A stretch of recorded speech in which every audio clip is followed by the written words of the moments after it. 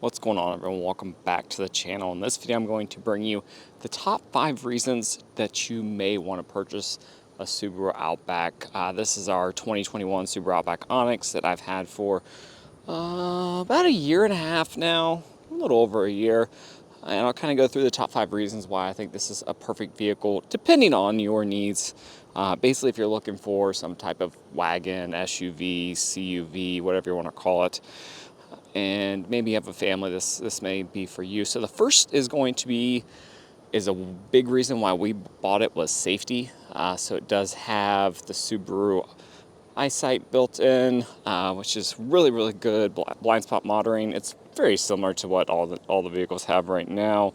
It gets really good crash ratings. I believe it's one of the top rated, whatever the 5 plus gold ratings are for that.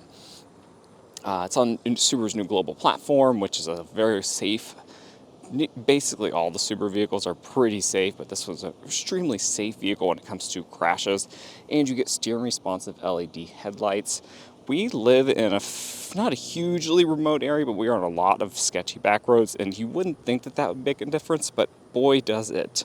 So that's probably the biggest reason. We have a toddler and a 2.5-year-old, so safety was our biggest key, and this was one of the safer vehicles out there. The Forester, we looked at that also. We looked at the RAV4 Honda CR-V, but this just seemed to be a little bit more safer, especially with the all-wheel drive, which is a symmetrical all-wheel drive, full-length half shafts, so you don't have to, we had a 2017 CR-V in the past, and its all-wheel drive is not really a full-time all-wheel drive like this is.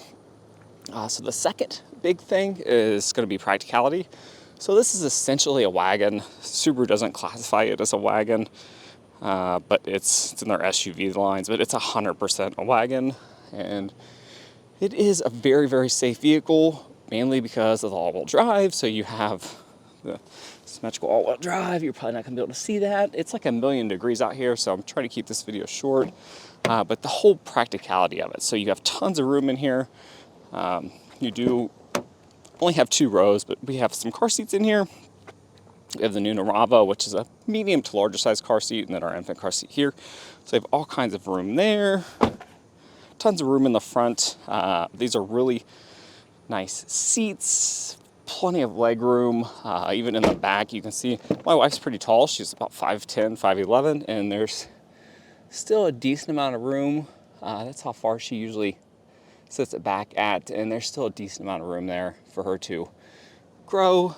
This easily, we've done long trips in this. We went from Ohio to Marco Island, which is about 20 hours, and it's a very comfortable vehicle, very practical, tons of storage area in the back. So you really have, it's really long. It's not quite as tall as I would like, but it's just an extremely practical vehicle, and you get a full-size spare down there.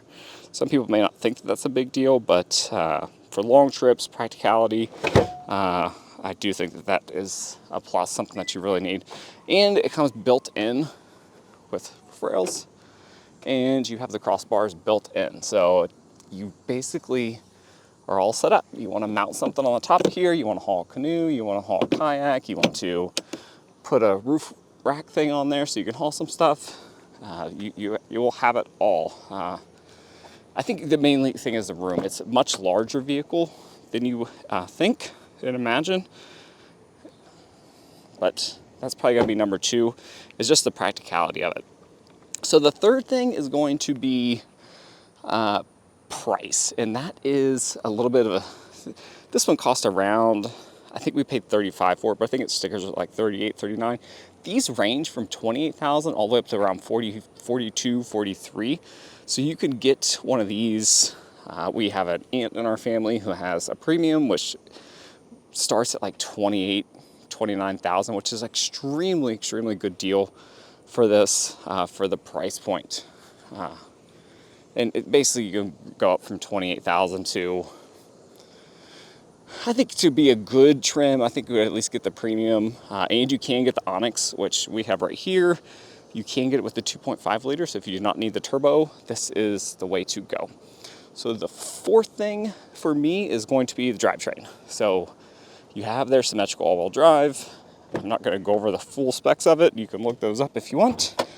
And then you have different motor choices. So you have their standard 2.5, 180 some horsepower, blah, blah, blah. Let's see if I can open this with one hand. Here, this is their new engine. They have in everything now, including the WRX. It's the 2.4 liter turbocharged 4-cylinder and 260 horsepower, 200 some pound-feet of torque. I think this is a real selling point for this. It's an extremely fast vehicle, almost too fast.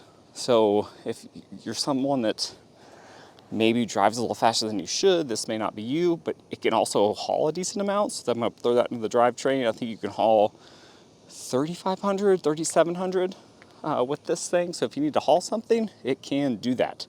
And you have the bigger CVT. Basically, I think it's the same one that's in the Ascent. But I think that's one of the huge things is the all-wheel drive.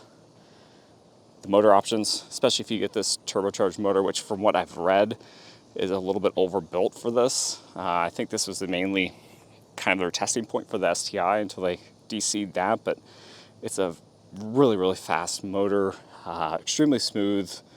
The CVT is a hit or miss, but all-wheel drive and the motor are the huge things there.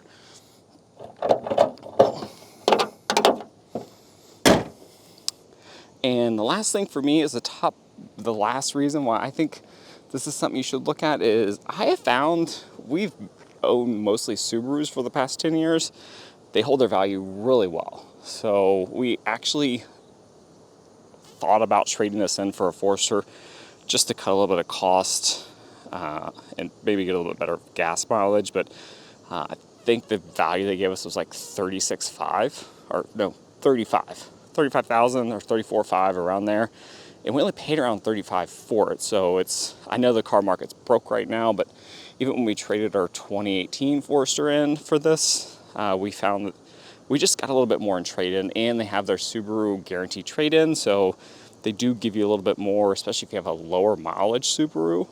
So that's a huge plus if you're staying in the Subaru family. If you're not, that may not be a big deal, but we generally like to stay within the Subaru lineup. So that's it. That's my top 5 reasons. It's an extremely solid vehicle. Those are probably just my top 5, but I think the biggest thing is that it's just extremely safe, reliable. It does really good in the winter, in the rain. Would like a different tire and rim setup here, but that's a nitpicky thing. But it's just a really safe, practical vehicle with tons of room. I don't know how far of a drive it was to Marco Island. I know Google Maps says around 20 some hours, but it hauled everything all the way down there. It was crammed to the top when it comes to that. And if you're an outdoors person, or you live in Vermont or places where it gets tons of snow, you could throw some snow tires on this thing and it would probably go just about anywhere.